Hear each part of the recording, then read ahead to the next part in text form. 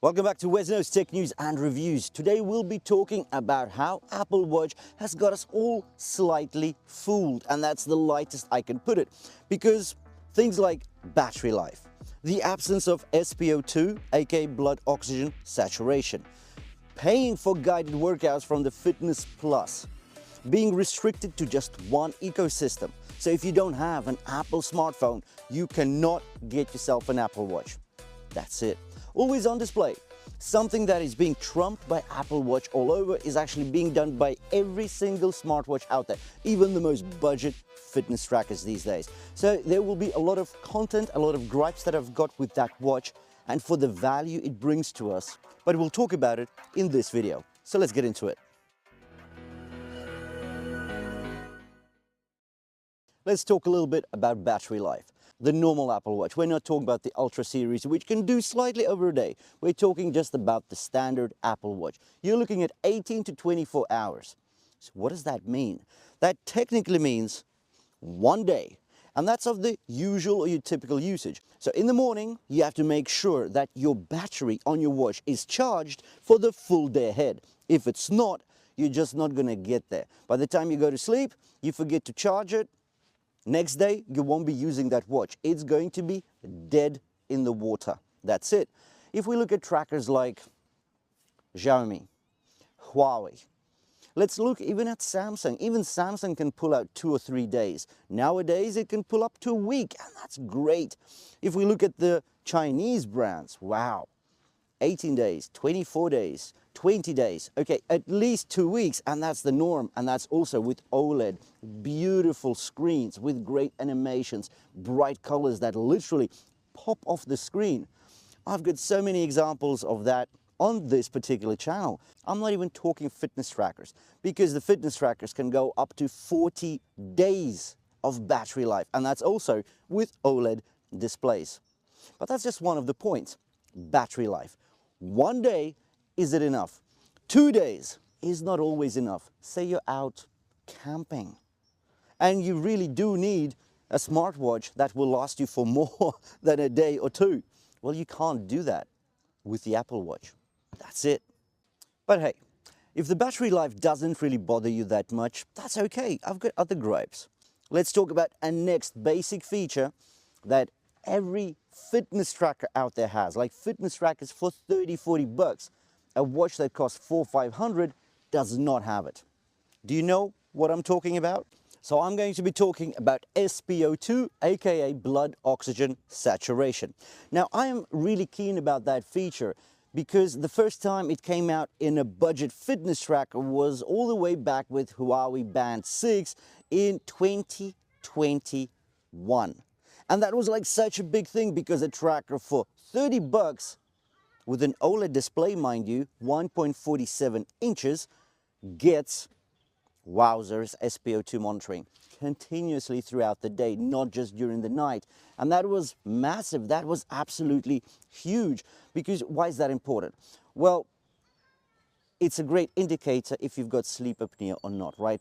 Are your lungs actually bringing in enough oxygen? So this is very important for kids, for respiratory diseases, maybe getting some forewarning if there are some signs, you know, that you're indicating that your body needs a checkup at the GP.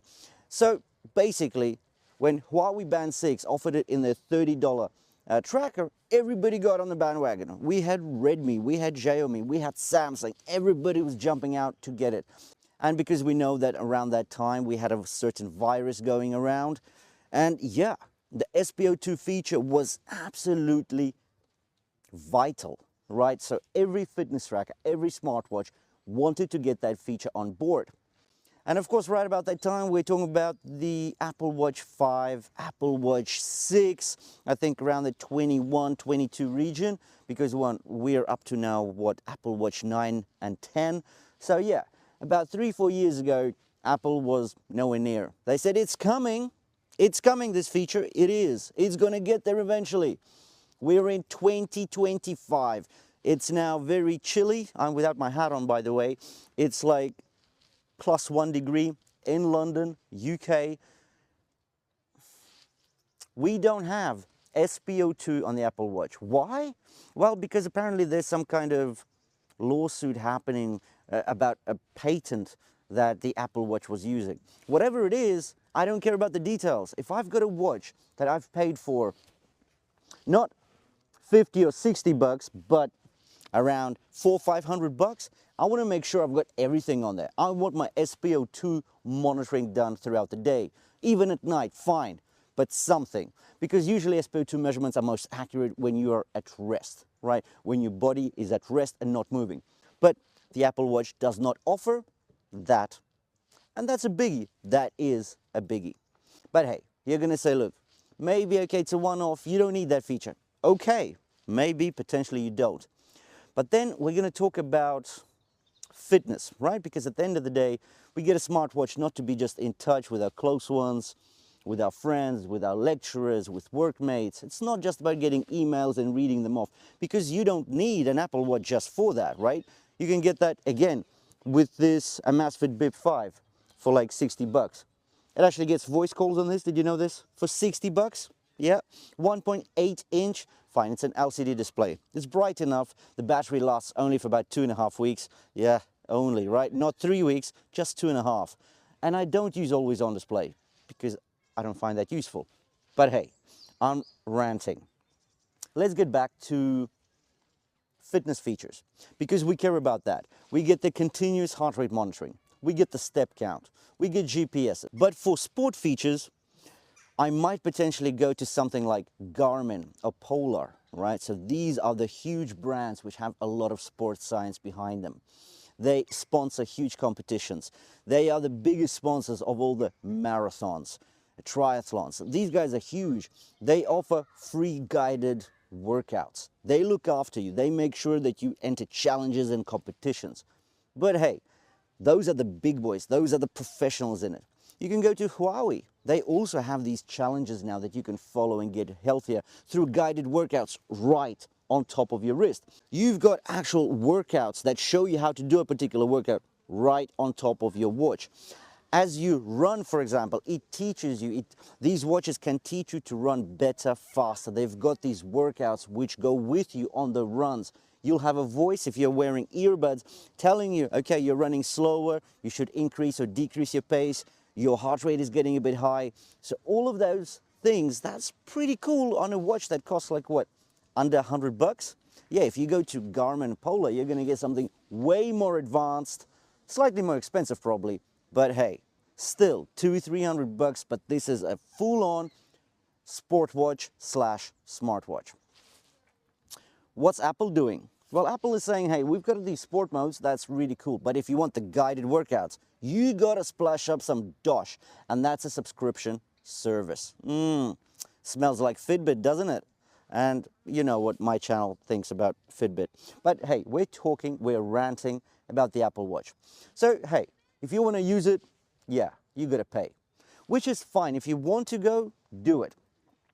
But let me ask you another feature on the Apple Watch, which is so restrictive, and I hate restrictions because you don't want restrictions. We've got so many restrictions everywhere around us. Why do we want something else?